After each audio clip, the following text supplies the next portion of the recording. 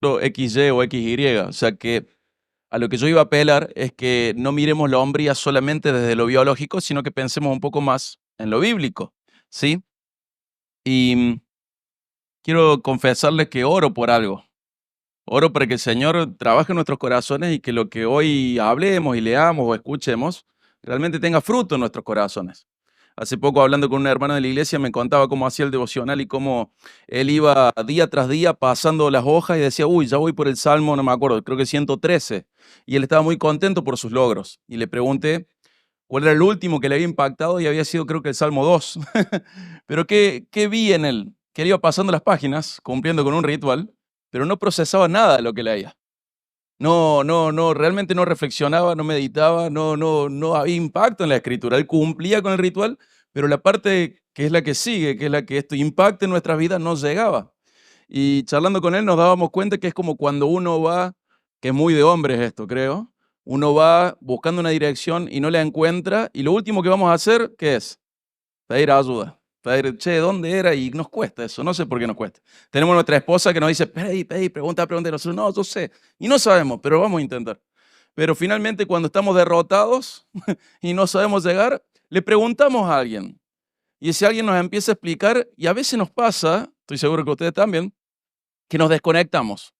Nos está explicando y en un momento, ¡pup! ¿Pero qué vamos a hacer ahí por cortesía? ¿Le vamos a decir, para, no te entiendo más, cortala? ¿O qué vamos a hacer? Ajá, ajá, ¿me entendés? Sí, ajá. ¿Entendiste cómo es? Sí, sí. Y él te da las instrucciones y vos seguís diciendo, ajá, ajá. Y capaz que él te dijo que en la cuadra vos doble a la izquierda y vos en la cuadra siguiente, en la esquina siguiente, ¿qué hiciste? Seguiste derecho porque no le entendiste nada. Pero por cortesía dijiste que sí. Yo te invito, y es lo que oro, que cuando hagas tu vida devocional no sea así, pero que hoy tampoco sea así, y que realmente podamos ir juntos a hablar, a explorar, a descubrir sobre la hombría que el Señor pide de nosotros. Sería una pérdida de tiempo para todos si nosotros simplemente hacemos ajá, y no reflexionamos, no asimilamos nada, no dejamos que la palabra llegue a nuestro corazón. Sería una tristeza organizar algo en donde nos juntamos a leer lo que Dios tiene para nosotros y esto entra por un oído y sale por el otro y no sirve de nada. Entonces yo le pido al Señor que no sea un tiempo así, sino que realmente el Señor nos desafíe, nos aliente, nos consuele, nos conforte, nos fortalezca para poder ser lo que Él pide de nosotros. Hay algo muy interesante, que lo que Dios pide de nosotros, no solo Él es digno de eso, sino que además es lo más conveniente para nosotros. No hay ningún otro camino alternativo que sea más conveniente para el hombre que seguir los mandamientos del Señor. Nunca, no lo hay, no lo hay. A veces creemos que sí. Nuestro corazón engañoso nos intenta seducir a que sí, mi alternativa, la que yo elijo, hacer la mía, es mejor. Pero eso no es verdad. Y cuantos más años pasan, más te das cuenta que lo que el Señor decía era cierto y era lo más conveniente. Pero la idea es, ¿qué significa ser un hombre hoy en día? Y la verdad que la sociedad va tratando de definirlo de diferentes maneras y hoy sabemos que estamos en un desastre con respecto a las definiciones. Por eso es importante volver al diseño de Dios. ¿Será suficiente para Dios que solo portemos los cromosomas XY? ¿O Él tendrá algo más para nosotros? ¿Habrá algo más desde la perspectiva bíblica? Sin duda hay algo más. Es como si yo quisiera jugar al fútbol. La verdad que soy bastante malo en todos los deportes, a algunos les pongo más gana que a otros, pero me compro los mejores botines, el mejor pantalón, la mejor remera, y voy a la cancha, y no es que lo externo va a transformar mi interior. Voy a seguir siendo la misma madera de siempre y no voy a jugar bien. Pero con el Señor no es una cuestión de ponerse o sacarse un uniforme o equipamiento, sino que realmente el Señor lo que busca es transformar nuestro corazón. Y que lo de afuera, que somos XY, somos hombres, no sea lo único que el Señor nos regaló. También nos dio una misión, un llamado, hay características de la hombría que el Señor pide a todos los cristianos, pero algunas de ellas empiezan por el hombre.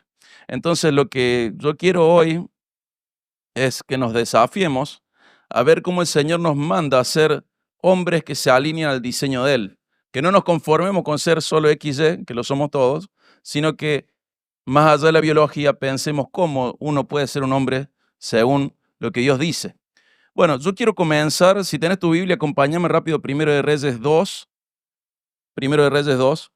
y voy a ir rápido para no aburrirlos, pero sin embargo, si ustedes me dicen, vas muy rápido, avísame, y aflojo un cuarto de X.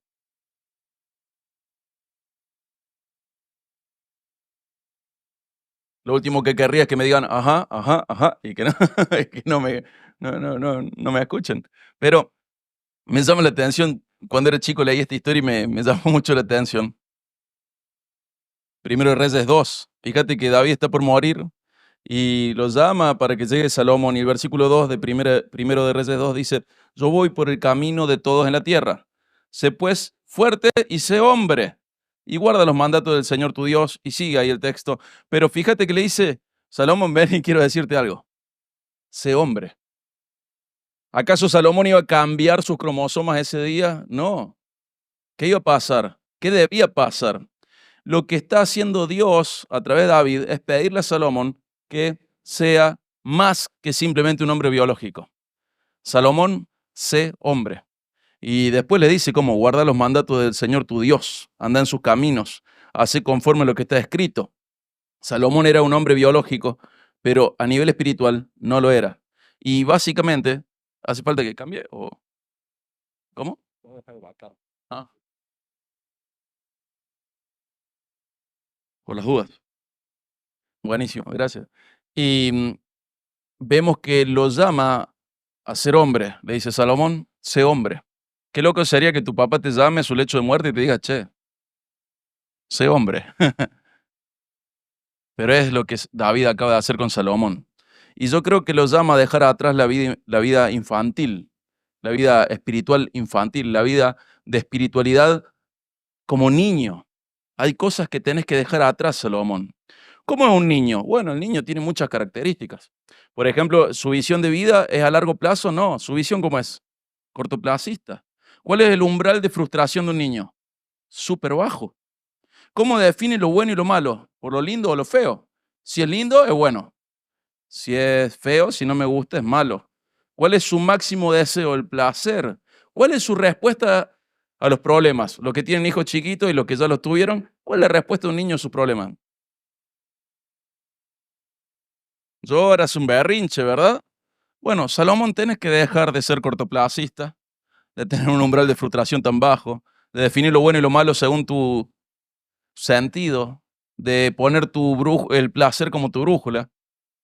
Tenés que tener una visión a largo plazo de la vida, tenés que proyectar, tenés que forzarte en función a esto. Tenés que ser un hombre con un umbral de frustración más alto, comprender que tenés que seguir intentando, que tenés que definir lo que es bueno y lo que es malo, no según lo que a vos te guste o te parezca, sino según lo que está escrito. Que como deseo máximo tenés que desear honrar a Dios y encontrar la satisfacción de cumplir tu rol. A los varones a veces con el tema de proveer en la familia nos pasa que cuando proveemos en nuestro hogar sentimos que hicimos algo bien. Hay un sentido de deber interno que si llegué a casa, puse el plato en la mesa, ¡oh! Y te da placer haber provisto para tu familia. Pero va más allá de eso. Cumplí tu rol, tené placer en cumplir tu rol como hombre. Un hombre responde a los problemas con templanza, con estabilidad, se autogobierna, tiene dominio propio. Y David le dice a Salomón cómo ser un hombre. Anda en los caminos de Dios, obedece su palabra. Y yo quiero seguir compartiendo algunos principios. Este es el primer principio. No te conformes con lo biológico, anda más allá, sé hombre. Salomón lo era, biológicamente, pero espiritualmente faltaba. Un segundo punto, tenés que obedecer tu propósito. Hay satisfacción en obedecer tu propósito. Ser hombre no es solo una cuestión de biología, es una cuestión de propósito dado por Dios. Nosotros sabemos que compartimos con la mujer un propósito muy importante. Cuando Dios crea la humanidad en Génesis 1:27 dice que lo hizo como a imagen y semejanza suya. ¿Qué significa eso? Que somos representantes de Dios. Yo creo que ninguno de nosotros lo pondría en un currículum. ¿Cómo estás, Diego Franco? Representante de Dios. ¿Qué te parece? Pero sí es lo más alto que tenemos. Representamos a Dios en la tierra. Y eso es hermoso. Fuimos hechos, creados a imagen y semejanza suya. Y eso nos confiere la responsabilidad de representar a Dios. Es más, si me dijeras cómo puedo definir pecado, yo te diría así. Cada vez que le representas mal, pecado. Cada vez que le representas bien, está bien. Pero esto es parte de tu propósito, sos representante de Dios. ¿Qué significa? Que tenés que representarle, tenés que reflejarle. en tus acciones, en tus decisiones, en tu manera de relacionarte, en tu carácter. Y sabemos que la Biblia nos enseña que la imagen de Él se distorsiona en nosotros por el pecado. Santiago nos dice que el hombre lo sigue teniendo, esa representación de Dios, esa imagen de Dios sigue en el hombre a pesar de estar distorsionadas. Pero también sabemos que en Cristo esa imagen se va restaurando y vamos creciendo en esto. Este es el propósito del hombre y la mujer, lo compartimos con ella. Y ya voy a hablar por qué tiene de especial la parte del hombre. Pero en Efesios 4:24 dice, vístanse del nuevo hombre. ¿Y cómo es ese nuevo hombre? A la semejanza de Dios, en justicia, en santidad. ¿Y quién es el que tiene esas características? Jesucristo. Y representar a Dios tiene que ver con amoldarse a Jesús, a un proceso continuo de santificación, a nunca pensar que ya maduraste lo suficiente. Nunca, nunca. El día que creas que maduraste lo suficiente, quiero que sepas que estás al borde de ser un necio. Nunca maduraste lo suficiente. Puedes compararte con tu vecino y decir, ah, sí, yo soy más maduro que él. Y es seguro que habrá otro comparándose con vos, diciendo que es más maduro que vos. Pero ¿con quién me tengo que comparar yo para saber si llegué a la meta? Con Cristo. Y sabes que por lo menos yo no llegué todavía. Y creo que vos tampoco. Tenés que representar a Dios de manera fiel, correcta. Y Cristo es la representación perfecta de Dios. Y siempre tenemos que preguntar sobre cada área de nuestras vidas si estamos representando bien a Dios, si estamos reflejando a Él. Y acá hay algo muy interesante. El hombre tiene que liderar con el ejemplo esto. No todos estamos casados, pero los que están casados tienen que saber que en esta representación de Dios tienen que llevar la delantera. La salvación nuestra está ligada al perdón. En la salvación nuestra tenemos un plan de reconciliación con Dios. ¿De quién fue la iniciativa de la reconciliación? En el matrimonio, ¿de quién será? Ese hombre. Vamos a la cabeza. Y si nosotros somos honestos, vemos que la subtrama de la caída en el Edén, de Adán y Eva en el pecado, es una subtrama de pasividad en el liderazgo, una subtrama de inversión de roles al marcar el rumbo espiritual. La primera vez que se invirtieron los roles, nos complicamos todo la existencia. Adán y Eva. Eva fue adelante y lamentablemente lideró a su hogar hacia el pecado y Adán fue atrás. Pasividad, irresponsabilidad, lo que sea. Pero no tenemos que dejar que eso sea una norma. La norma a la que tenemos que responder es que el hombre tiene que liderar con el ejemplo. Va adelante en lo espiritual. ¿Y qué es lo espiritual? Representar a Dios. Va adelante, va adelante. Ve en la cruz un modelo para aplicar al matrimonio. Ve en la cruz un modelo para aplicar a las amistades. Ve en la cruz un modelo para aplicar en toda la vida. Vamos adelante. Como Dios tuvo iniciativa, nosotros también lo tenemos.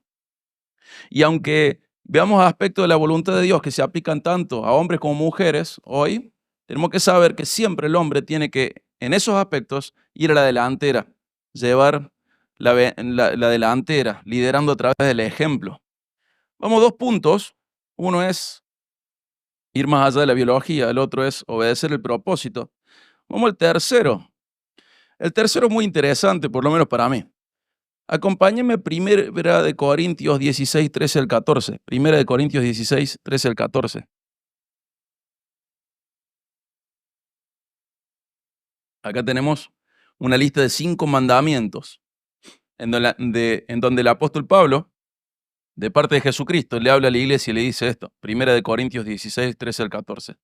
Estén alerta, permanezcan firmes en la fe, pórtense varonilmente, sean fuertes. Todas sus cosas sean hechas con amor. Fíjense que hay 5 imperativos, pero uno es un verbo inventado, transformado en sustantivo. Ese pórtense varonilmente, si tuviéramos que decirlo en español, en griego dice varónense. Qué loco, ¿no? Que el Espíritu Santo le diga a la iglesia varónense. ¿Qué significa? Que hay cualidades de los hombres que son replicables para toda la iglesia. Varónense. Obviamente, dentro de la iglesia, ¿quiénes deberían tener esta cualidad? Los hombres, los varones. Pero fíjate qué interesante que el Espíritu Santo lo inspira a Pablo a usar una palabra que prácticamente, en realidad no aparece en el resto del Nuevo Testamento, que es varónense. Portaos varonilmente, pórtense varonilmente. No aparece en otros lugares de la Biblia. Pero cuando se creó la Septuaginta, que era la Biblia que usaban en los tiempos de Jesús, que está en griego, del hebreo al griego, Se usó algunas veces. En Deuteronomio 31, en Josué 1. ¿Vieron donde dice, esfuérzate y sé valiente? Es la misma idea, varónense. Una y otra vez, en el Antiguo Testamento, por lo menos 4 veces, aparece la misma idea. Deuteronomio 31, Josué 1, 2 Samuel 10, 1 Crónica 19. Hay algo del hombre que hay que imitar. ¿Y saben cuál es la idea de este varónense? Esfuérzate y sé valiente. Sé firme y valiente. Esforzate, poné de vos con valentía, con firmeza. Disciplinate para esto. Esa es la idea general de este término. Qué interesante que el Espíritu Santo combina la firmeza, la valentía y el esfuerzo como un rasgo de un varón, de un hombre maduro. Y le dice el Espíritu Santo a través de Pablo, le dice a toda la iglesia, sean así. Tienen que tener esta actitud para su propia edificación y para la gloria de Dios. Y Pablo nos llama a ser hombres valientes, no en el sentido del mundo, sino en el sentido espiritual. Sé fuerte, sé valiente en esto. No de otra manera, sino en lo que el Señor te manda a hacer. Está dentro de los mandamientos que la iglesia recibe. Y los hombres de la iglesia deben proveer un ejemplo de esto. ¿Cómo esto de varónense? Bueno, míralo al hermano tal y te vas a dar cuenta. En esa lista de ver al hermano tal deberíamos estar todos nosotros. Que el resto de la iglesia tenga un ejemplo en nuestra conducta de cómo comportarse varonilmente, en cómo ser esforzado y valiente en las cosas de Dios. El Señor nos manda esto. ¿Están conmigo? ¿Están todavía? Ajá. ¿Están bien o están pensando? En la cuadra que viene le pregunto el que sigue. Pero esta actitud firme, valiente, forzada, tiene que ser ejemplificada por nosotros para el resto de la congregación. Y que el resto de la congregación diga, ¿sabes cómo ser varonilmente, comportarte varonilmente? Míralo al hermano tal. Así. Eso es lo que deberíamos proveer nosotros a la iglesia. Entonces, punto 1, ir más allá de la biología. Punto 2, cumplir con el propósito. Punto 3, ser varones que ofrecen ejemplo a la iglesia. Punto 4, acá voy a meter el dedo en la llaga de cada uno de nuestros corazones, o por lo menos de la mayoría. Fíjate primera de Timoteo 2:8. Primera de Timoteo 2:8. Dale, sí.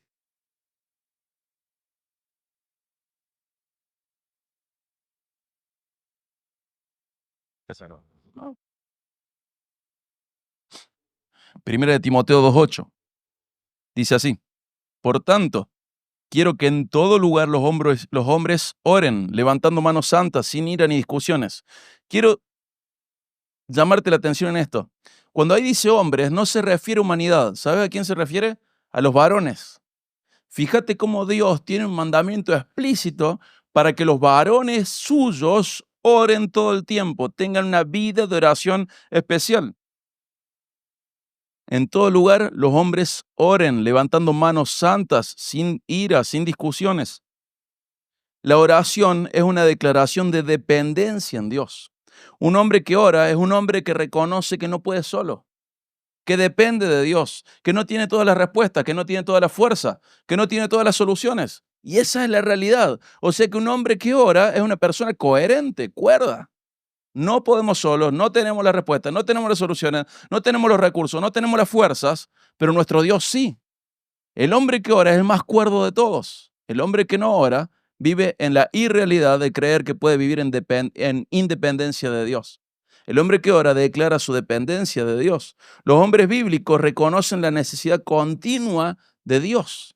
Por eso debemos orar, ser ejemplares en nuestra vida de oración. En Proverbios 3, 5 al 6 una expresión muy linda de Salomón y dice así: confía en el Señor con todo tu corazón, no te apoyes en tu propio entendimiento, reconócelo en todos tus caminos y Él enderezará tus sendas. Yo creo que una de las maneras de apoyarse en nuestro propio entendimiento es no orando. Si nosotros no nos apoyamos en nuestro propio entendimiento, vamos a ser impulsados por nuestra conciencia a la oración. El hombre que ora está declarando su dependencia de Dios. Los hombres debemos desarrollar una vida de oración constante. Es un mandamiento de los varones este. Y por otro lado, la falta de oración es otra cosa. Es una declaración de qué? De incredulidad, de soberbia o de herejía. O de las tres. O no creemos que Dios existe, O creemos que es un mentiroso, o creemos que él no es como él dice que es, o creemos que solos no podemos, perdón, que solo sí podemos. La falta de oración es una declaración de estas tres cosas, o de incredulidad, o de soberbia, o de herejía.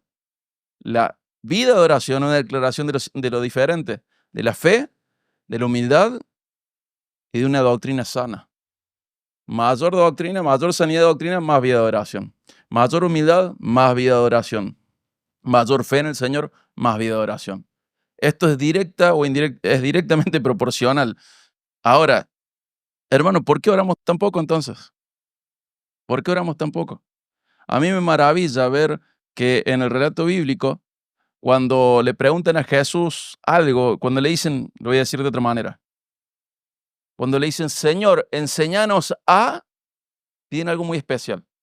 No le dicen, Señor, enséñanos a alimentar a las multitudes, a multiplicar el pan. No le dicen eso. Señor, enséñanos a pagar los impuestos sacando las monedas de los peces. ¿Se acuerdan que Jesús y Pedro fueron al templo y sacaron una moneda de adentro de un pez? No dicen eso. Señor, enséñanos a levantar muertos. No dicen eso. Señor, enséñanos a calmar la tempestad. No dicen eso. ¿Qué dicen? Señor, enséñanos a orar. ¿Qué habrán visto en el hombre perfecto que lo que ellos le dijeron es, Señor, antes de que te vaya, enséñame a orar? ¿Se dan cuenta el ejemplo que debe haber dejado Jesucristo para que sus discípulos cuando pidieran algo le pidieran esto? Señor, enséñanos a orar. Es tan grande la importancia de la vida de oración que los apóstoles, cuando tienen que dedicarse a su oficio pastoral, ¿qué hacen? Hermanos, lo correcto es que dejemos de servir las mesas para que podamos dedicarnos a estas dos cosas, que son los pilares del oficio pastoral, la enseñanza y la oración. Parte del trabajo es la oración. Y el hombre es el pastor de su hogar, de su matrimonio. Y tiene que tener una vida de oración. Y el Espíritu Santo dice que en todo lugar los hombres oren, levantando manos santas, sin ira ni discusiones. Punto 1, ir más allá de la biología. Punto 2, obedecer el propósito. Punto 3, ofrecer ejemplo a toda la congregación. Punto 4, la hombría bíblica es activa en la oración. Punto 5, la hombría bíblica lidera espiritualmente su hogar. En 1 Corintios 11:3 dice que Cristo es la cabeza de todo hombre y el hombre es la cabeza de la mujer y Dios es la cabeza de Cristo. Y quiero que sepas que el liderazgo espiritual no es opcional para el hombre bíblico. Es el líder espiritual de su hogar. Si vos estás casado, tenés que ejercerlo. Y si no estás casado, tenés que prepararte para ejercerlo. Ese rol de liderazgo espiritual no aparece cuando aparece este anillo. Para nada. Ese rol de liderazgo espiritual se va trabajando, porque primero te gobernas vos mismo, primero te lideras a vos mismo, primero te llevas a crecer en el Señor, vos mismo, y luego puedes llevar a otras personas. Nunca puedes llevar a crecer a alguien si vos no estás creciendo. Entonces, si sos soltero y todavía no te casaste, si todavía estás pensando en ella, pero ella todavía no es tu esposa, tenés que, se ríen a todos los chicos, saben de qué estoy hablando, pero están pensando en ella, pero está bien que piensen en ella. Y pensando en eso, antes tienen que ejercitarse espiritualmente. El liderazgo espiritual no es opcional para el hombre bíblico. El hombre está llamado a guiar a su familia. Y este liderazgo es servicial, es guiado por el amor y el cuidado. Nosotros sabemos que en Efesios se nos dice que el hombre tiene que liderar, en varias partes de la Biblia se nos dice eso. Pero muchos hombres quieren liderar de cualquier manera, menos de manera espiritual. Y hermanos, yo quiero que sepas que todo liderazgo que vos ejerces en el hogar tiene que comenzar por el espiritual. Si no, sos simplemente un tirano.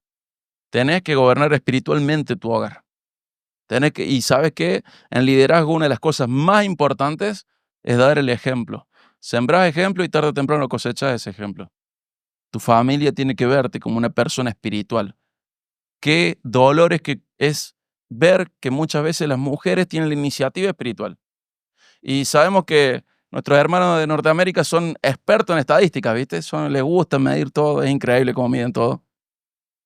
Son expertos en estadística. Nosotros somos expertos en otras cosas, buenas también, pero no en esa. Y han mostrado qué diferente es la familia cuando el hombre es el líder espiritual que cuando la mujer es quien va adelante en lo espiritual. La mayoría de las familias en donde el hombre es maduro espiritualmente, la familia entera queda congregándose. Pero cuando es la mujer, la familia se disuelve y algunos quedan adentro de la iglesia y otros quedan fuera de la iglesia. Mirá si será importante nuestra, nuestra participación en el hogar. Es fundamental que nosotros aceptemos lo que el Señor ha diseñado. Somos los líderes espirituales de nuestro hogar. Y no podemos liderar mal. No podemos ser ciegos que guían a ciegos, como los fariseos, o llevar a un pozo al resto. Debemos ser quienes llevamos al resto a Cristo, de manera directa o indirecta. A veces con nuestra esposa va a ser más fácil de manera directa y a veces no, todos lo sabemos, a veces va a ser de manera indirecta. Vamos a elegir una mejor película para ver, vamos a elegir un mejor libro para leer, vamos a elegir un mejor matrimonio para juntarnos. Vamos a buscar amistades de a poquito, vamos a ser estratégicos, sin ser manipuladores, pero sabios, inteligentes, para promover la vida espiritual de mi esposa. Vamos a desalentar lo malo y vamos a alentar lo bueno. Muchas veces nosotros queremos ir tras la corrección, tras la amonestación, pero muchas veces a través del aliento se consigue lo mismo y es mejor todavía. La vamos a alentar a mejores amistades, a mejores cosas en su mente, a mejores actividades. Vamos a empujar en esa dirección. No va a salir de una, pero antes de poder influenciar a mi esposa y a mis hijos, ¿saben qué tengo que hacer? Agarrarme la oreja para obedecer al Señor y ofrecerles ejemplo de una persona que ama a Cristo y a su reino sobre todas las cosas, que ama a Dios con todo su ser.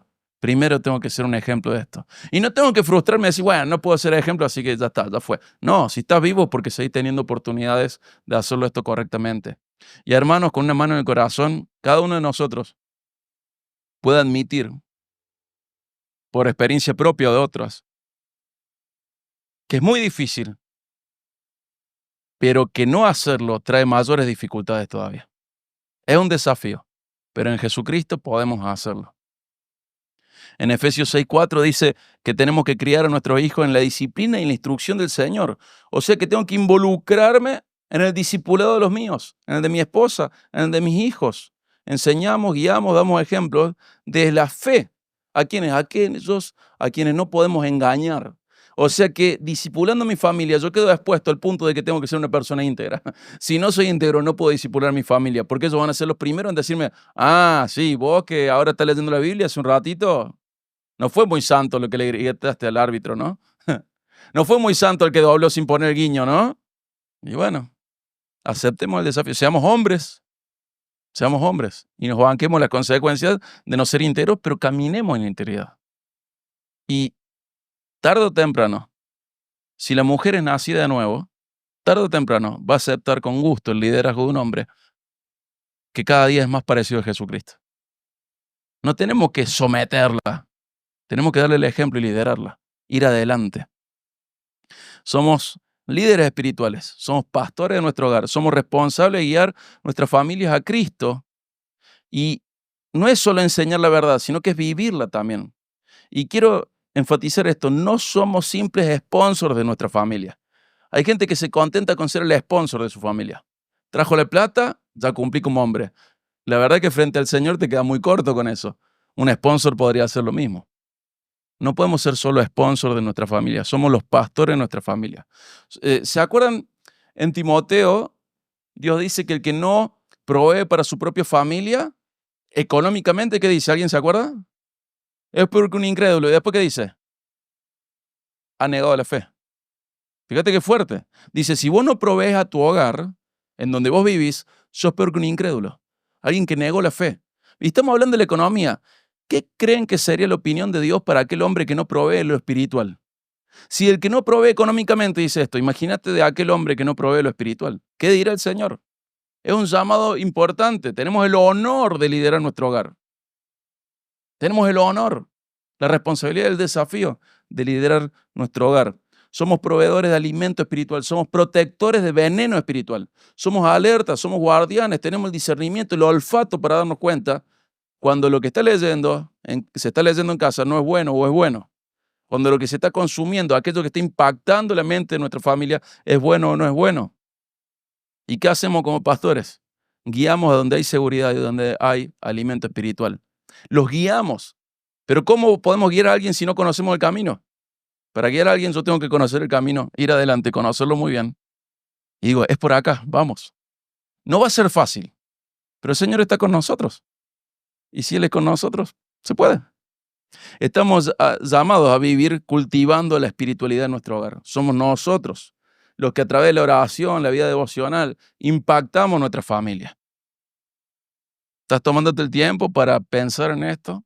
Para empujar, guiar, acompañar a tu familia a crecer espiritualmente? Deberías hacerlo. Punto 6, son 7, así que ya casi, no te preocupes. Entonces estás pensando en un vacío relleno con papas fritas. Sí, pero también, eso es postre. Sí, una pata flameada. Qué rico, ¿no? Punto 6. Tenés que saber que la hombría bíblica huye del pecado y persigue la virtud. Hay, un, hay una serie de versículos en 1 Timoteo 6, 11 al 12 que dice así: pero tú, hombre de Dios, huye de estas cosas. Sigue la justicia, la piedad, la fe, el amor, la perseverancia y la amabilidad. Pelea la buena batalla de la fe, echa mano de la vida eterna a la cual fuiste llamado y la que hiciste buena profesión en presencia de muchos testigos. Me gusta este pasaje que comienza así: hombre de Dios. Y le dice, huí de estas cosas, hablando del pecado que había señalado antes, y seguí estas cosas. Y tenés que saber que la hombría bíblica implica una disposición a apartarte del pecado activamente, y también hay algo que tengo que hacer activamente, no es una identidad pasiva, sino que tengo que decidir seguir una serie de virtudes. La justicia, vivir de la manera recta conforme a la voluntad de Dios. La piedad, una vida que se somete a Dios. La fe, la confianza firme en Dios y que cree en lo que Él estableció. El amor, la perseverancia, la amabilidad. Te dice, hombre de Dios, huí del pecado y seguí las virtudes. Ser un hombre bíblico significa perseguir estas virtudes y contrasta con una idea de masculinidad mundana que las virtudes son gloriarse de lo malo. Si vos hablas con tus compañeros de trabajo, contrasta totalmente lo que acabamos de leer con lo que tus compañeros de trabajo muchas veces mencionan. Pero tenés que ser un hombre, no un simple macho, un hombre, un hombre. Hablo macho en el término de XY, ¿no? A nosotros nos suena muy relacionado a machista, pero en realidad macho y hembra son las dos maneras de comprender esto, y en Centroamérica lo siguen usando para los hombres, para los humanos. Dicen, tengo dos hembritas y están hablando de los hijos. Dos hembritas y dos machitos. Voy a decir, ¿qué? Pero en realidad es normal, está bien. Y Pablo llama a Timoteo a perseguir la virtud y luego le habla de esto de pelear la buena batalla de la fe. ¿Qué parte de pelear la batalla suena a una parte pasiva? Ninguna. Una parte activa, pelea la batalla. ¿Cuál? La buena. ¿Cuál es esa? La de la fe. Pelea la buena batalla. O sea que te está diciendo que la vida cristiana es una lucha constante. Y sabes que tu enemigo no duerme, no descansa. Y él no está jugando la guerra. Lo último que podría hacer yo es jugar. Él se lo toma muy en serio y está buscando todo el tiempo hacer daño. Y tenemos que pelear constantemente. Y esta imagen militar refuerza la idea de que esto es activo, no es pasivo, sino que requiere fortaleza, disciplina, dedicación, determinación. Suena, en otras palabras, te lo diría en un lenguaje que nos suena un poco más fuerte. Dios te manda a ser un guerrero espiritual. Un guerrero. Tenés que tomarte las cosas en serio. Tenés que cuidar tu dieta, tu alimentación, las estrategias. Tenés que ser alguien que comprende la guerra y tenés que salir a pelear. No es un videojuego, no es un cuento. Hay alguien que está buscando destrozar tu vida, destrozar tu matrimonio, destrozar tu familia. Y Pedro llamó a esa persona un león rugiente buscando a quien devorar. ¿Y a quién le estaba escribiendo Pedro? ¿Saben a quién? A sus hermanos que habían huido de Roma. ¿Saben por qué habían huido de Roma? Porque sus familiares habían sido tirados a los leones. Y ellos habían huido de los leones físicos, huido de lo que Nerón hizo en Roma. Y a esos hermanos le dice, está bien que hayan huido, que hayan emigrado buscando salvar sus vidas, pero sepan algo, hay alguien que así como esos leones están en el Coliseo, hay alguien que está rodeando sus vidas todo el tiempo, buscando a quien devorar. Es su enemigo el diablo. No bajen la guardia, estamos en guerra. Y el león ese puede destruirte. Aunque no te haga perder la salvación, porque no se pierde, puede destruirte. Puede destruir tu hogar, puede destruir tu matrimonio, puede destruir la vida de tus hijos y la tuya también. No bajes la guardia, tenés un león rondando. No bajes la guardia, no está jugando. Él está desesperado. Uno de los ángeles más poderosos, caído, el ángel caído más poderoso, está desesperado por destruirte. Tiene el deseo profundo de destruirte. Quiere llevar a más gente a la destrucción. Y estos hermanos habían huido del Coliseo, habían huido de Roma. Y te dice, pero no baje la guardia, porque el león sigue alrededor tuyo. El otro león, vos viste cómo destrozó a tu papá, a tu mamá, a tu hermano, a tu hermana, a tu primo, tu vecino, el otro hermano de la iglesia, vos lo viste en el Coliseo cómo fue destrozado. Bueno, hay otro que está con vos siempre cerca, buscando destruirte. No baje la guardia. Huí del pecado, perseguí las virtudes, pelea la buena batalla. Es una lucha constante. Te está llamando a ser un guerrero. Y tenemos que saber que Dios le dio al varón el liderazgo de la iglesia. No es porque sea superior a la mujer, ni más digno, ni más glorioso, ni de más calidad. Es porque el Señor lo determinó. Ya no hay más para agregar. El Señor le dio el liderazgo a la mujer. Entonces un hombre bíblico tiene que ser activo en la iglesia. Tiene que ser activo. Porque si la mitad de la congregación son hombres, y de esos hombres se comprometen muy pocos, estamos en problemas. El hombre bíblico es activo en la iglesia. Es activo. No todos van a ser llamados al liderazgo, pero sí todos tienen que liderar a su familia al servicio en la congregación. El Señor ha establecido que el liderazgo de la iglesia sea masculina y los hombres deben responder ese llamado. Él lo ha determinado y sabemos que el Señor es el Señor de la iglesia y tenemos que hacer las cosas que el Señor dice que hay que hacer con su iglesia. Punto 1. Ir más allá de la biología. Punto 2, obedecer al propósito. Punto 3, ofrecer ejemplo a toda la congregación. Punto 4, ser activo en la vida de oración. Punto 5, liderar espiritualmente el hogar. Punto 6, huir del pecado y perseguir la virtud. Punto 7, ¿todavía están conmigo o ya están pensando en la cuadra que viene, doblar a la izquierda? ¿Estamos todavía? Sí, más o menos, menos más. Hermanos, la base necesaria para ser un hombre bíblico es el conocimiento de Dios. Daniel 11:32 dice que el pueblo que conoce a su Dios se esforzará y actuará. Lo dice en otro contexto, referido a otra situación, pero es una realidad. El pueblo que conoce a Dios se esfuerza y actúa. Conocer a Dios no motiva la pasividad. Conocer a Dios motiva a la acción, a ir tras lo que Dios nos enseña. Y en el caso nuestro nos va a llevar a comportarnos como hombres bíblicos. No conocer a Dios, por otro lado, produce todo lo contrario. Produce falta de esfuerzo o de acción o de ambos. Conocer a Dios te lleva a la acción, a esforzarte y a actuar. No conocerlo te lleva a otra cosa. Entonces, la verdad, ¿por qué a veces somos tan flojos? Por falta de conocimiento espiritual, por ausencia del conocimiento de Dios. Así como la oración, si no oro es porque estoy declarando mi dependencia de Dios. No, mi independencia estoy declarando. Si no oro, declaro mi independencia de Dios. Creo cosas de Él que son erradas, creo cosas de mí que son erradas. Estoy errando. Y si no actúo también, ¿por qué hay flojera? Por falta de conocimiento. ¿Dónde voy a conocer a Dios? Bueno, 2 Corintios 4:6 dice que uno puede ver a Dios a través del rostro de Jesucristo.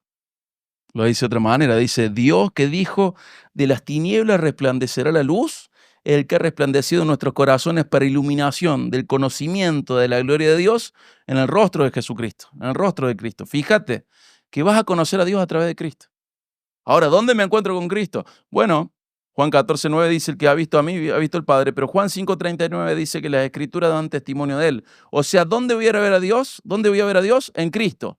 ¿Y dónde voy a ver a Cristo? En las Escrituras. Si conocemos a Cristo, conoceremos a Dios y nos comportaremos como el Señor nos pide. Tengo que entender que Jesucristo no solo es admirable, es imitable. Cuando vemos Filipenses 2, decimos qué hermoso nuestro Señor. No tuvo como cosa que aferrarse a ser como Dios, sino que se despojó de eso. Y se hizo como nosotros. Y siendo como nosotros, ¿qué hizo? Tomó forma de siervo. ¿Y qué más? Y se humilló. En obediencia. ¿Hasta dónde? Hasta la muerte. Y muerte de cruz, la más humillante. Pero eso es Filipenses 2, del 6 en adelante. El versículo 5 dice, hacen ustedes este mismo sentir que hubo en Cristo Jesús. ¿Cuál es? Despojarse, humillarse, obedecer al Señor hasta el final, con tal de promover la salvación y la santificación de otros. Cristo no es solo admirable, también es imitable. Y hermano, yo quiero que vos comprendas que en Cristo está nuestro verdadero llamado y propósito. Él no es lo más importante de nuestra vida. Él es nuestra vida. No tenés vida fuera de Cristo. Él lo determinó. Dijo, yo soy el camino, la verdad y la vida.